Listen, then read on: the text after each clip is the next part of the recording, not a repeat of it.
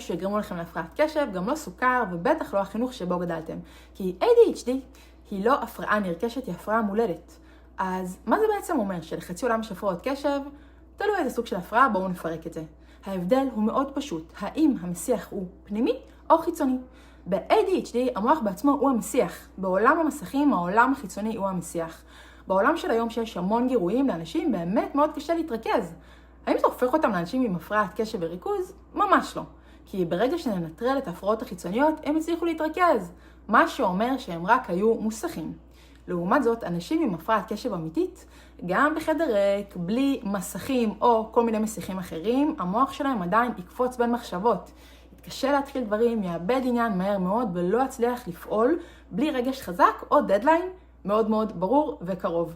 ולא, זו לא עצלנות או חוסר מוטיבציה, זו הפרעת קשב מולדת.